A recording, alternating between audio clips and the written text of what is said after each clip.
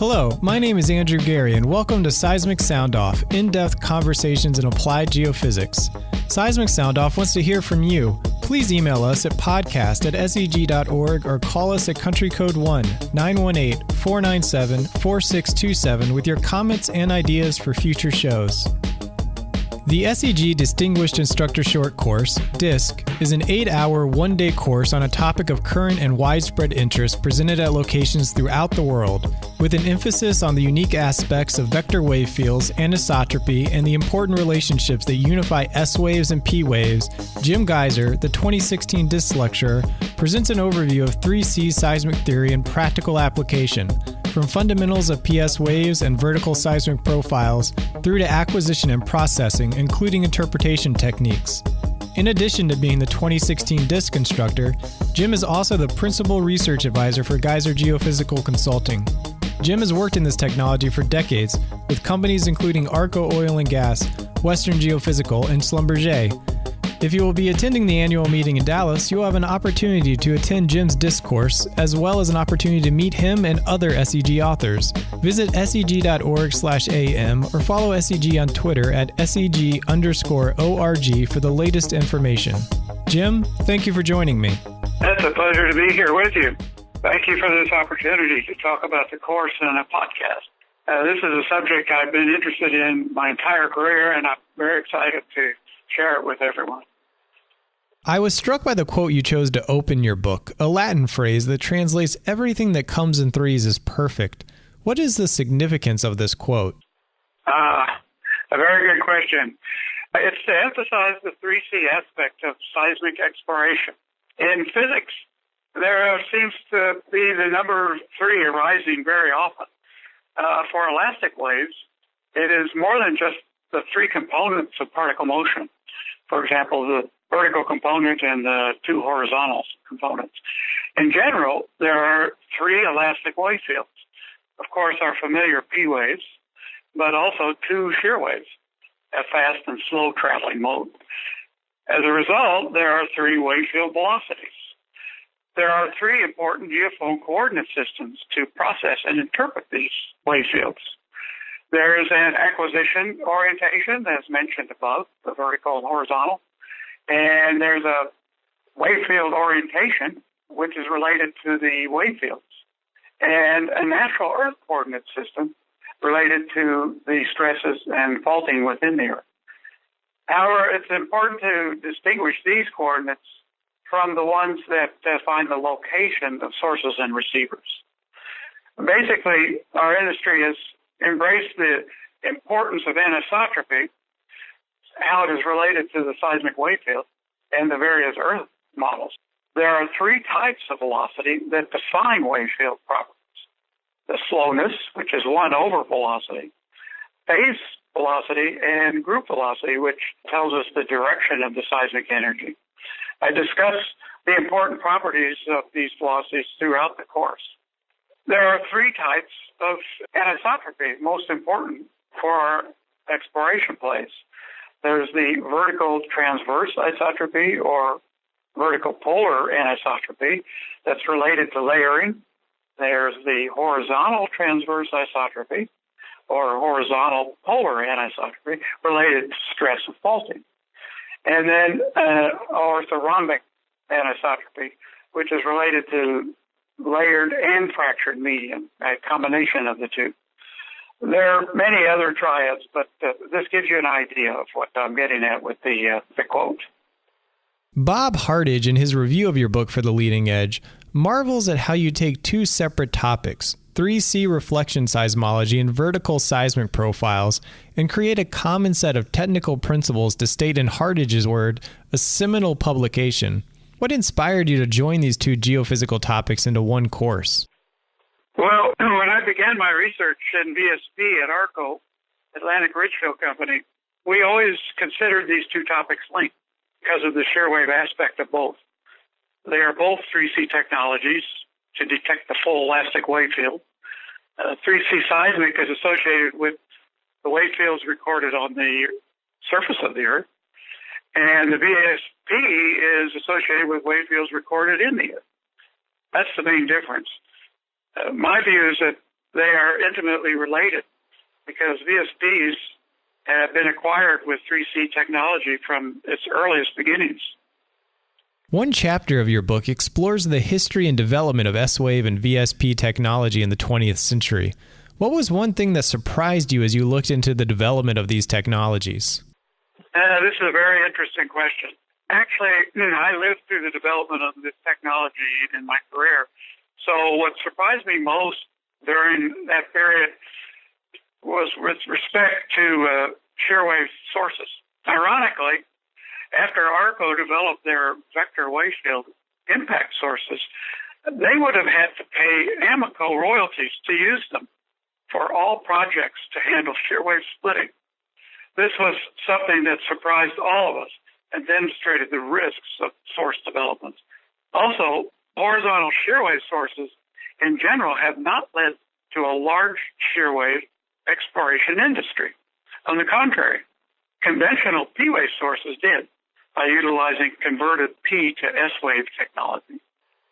In the preface, you write that when you started this book, the financial state of the industry was strong and unconventional resource plays were growing. Though even in this current climate of low oil prices, you say there is still an urgency to adopt new strategies for the next generation of seismic exploration. Can you share how the topics in your course will help companies and geoscientists address challenges of today and the future? Yes, I'm glad you brought up this subject because it is very important. One way that this technology can help companies is to use the full vector wave field for better reservoir management, to improve the petrophysical description of the reservoir, as well as the geomechanics of the overburden. This is accomplished through joint inversion of compressional and shear waves together. Specifically, there's a challenge with unconventional reservoirs. As we have seen, the practice of drilling and fracking everywhere is unsustainable in these times of low oil prices. And just doing less of the same is not the answer. When 20% of the wells and fracks provide the majority of production, we need to do better at predicting the sweet spots with the full vector wave field. This can be done with higher certainties when we use shear waves and P waves and the anisotropy. Another specific challenge is reservoir monitoring of production and the fluid flow. Imaging the reservoir with 3D VSPs using fiber optic instrumented wells may provide a tremendous opportunity. But we need the three components of the DAS, that distributed acoustic sensing fiber optic systems, not just a single component, to optimally image P waves in non-vertical wells. And this will also enable imaging with PS waves. One of your goals with this course is to provide a better understanding of the principles of 3C seismic and the unique characteristics of PS wave and VSP imaging. One way you do this is through the use of case studies. Could you provide an overview of one of the case studies you present?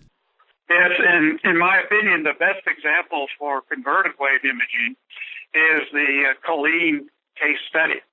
It's a high-temperature, high-pressure gas condensate column of sandstones in the North Sea. The reservoirs are at about 15,000 feet, or 4,600 meters, very deep. They occur in a complex geological setting, in a rotated fault block that is unconformable below high-velocity chalk layers. And it is bound on the southern edge by a huge salt diaper, the Gaiser salt dome. Based on similar fields in the area, these type of reservoirs can result in overburden, compaction, and deformation of well bores, a very expensive problem. So the objective of the 3C project at Colleen was to determine the feasibility of using converted waves, shear waves, to obtain geomechanical properties in the overburden and from the top chalk to the top reservoir. The case study highlights the reconnaissance processing of the overburden. So it's a preliminary study. A shear wave splitting analysis and correction for strong birefringence and geomechanical properties. Also, the challenges of full azimuth pre-stack migration in this complex geological setting were also highlighted.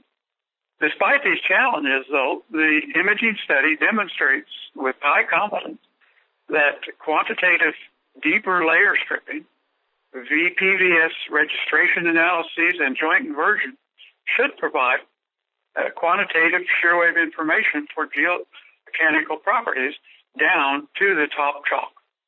As for VST imaging, I include several case studies showing the tremendous advancements for P waves using mirror migration. I also emphasize important opportunities for PS wave mirror migration. What do you hope the professionals in your course and the readers of your book take away from your work? Well, for those who are unfamiliar with this subject, I hope this book serves as a thorough introduction to the basics of 3C seismic exploration and VSP. For those who are already familiar with the technology, I hope it will increase their knowledge and understanding, in particular with an emphasis on anisotropy. So the ultimate goal of the course is to demonstrate the benefits for industry-wide use. And I hope that professionals see how shear waves can help P waves applications. We know they do from amplitude variation with offset and angle analyses, but when we record the full wave field, I want readers to understand the basics of how shear waves can be used to image and interpret our geological models. Up until now, they haven't been used that much. But after this course, I hope that they will learn enough to realize the potential and consider using 3C seismic and VSP in the future. So far, you have traveled in the UK, Austria, the United States, Argentina, and in August you will be teaching throughout Australia with many cities to go. What are you most looking forward to as you globetrot, bringing your course throughout the world? What is the greatest challenge ahead of you? Well, this is a tremendous honor to represent the SEG and give the course around the world. And I'm looking forward to visiting all the cities that we have scheduled so far. For myself, I'm also looking forward to learn more about new applications of the technology that have not been published yet. And for others who are taking the course, it is to see eager geoscientists embrace the technology, who are interested in advancing it to the next level. Actually, the greatest challenge during this downturn is that most companies have reduced training budgets. We're encouraging companies to look to the future and to not sell themselves short. As an industry, we need to think about the science in these difficult financial times and look for ways to improve the business. Jim, I appreciate you taking time out of your busy schedule to join me and talk about your work, and we hope many people catch you out on your tour. Thank you very much. It was a pleasure talking with you. At seg.org/podcast, you will find Jim's full schedule and how to register for his course. If you cannot attend the course, you can purchase the book at seg.org/bookmart. Subscribe to Seismic Soundoff on iTunes or wherever you listen to podcasts. If you enjoy the show, show your support and please review the podcast on iTunes. It makes a big difference. Season 1 of Seismic Soundoff is sponsored by the SEG Wiki, home to hundreds of biographies of key geoscientists, geophysical tutorials, and core content from the science of applied geophysics. Visit wiki.seg.org to learn how you can grow the world's first online geophysics encyclopedia. Thank you to Jim Gaiser for taking time out of his busy schedule to speak with me. This episode was produced by Isaac Farley, Susan Stam, and me, Andrew Gary. Original music by Zach Bridges. Email us at podcast@seg.org or call us at country code 1-918-497-4627 with your comments and ideas for future shows. Thank you for listening. This is Seismic Soundoff, signaling off. Hi, my name is Susan Stam, Books Manager. The Society of Exploration Geophysicists, founded in 1930, is a not-for-profit organization committed to providing high-quality educational, networking, and professional development resources to 24,000 members in 126 countries. SEG publications are an essential resource for students, researchers, and practitioners working in applied geophysics. Be sure to visit seg.org/new books to read descriptions of our latest publications. Thanks for listening to Seismic Soundoff.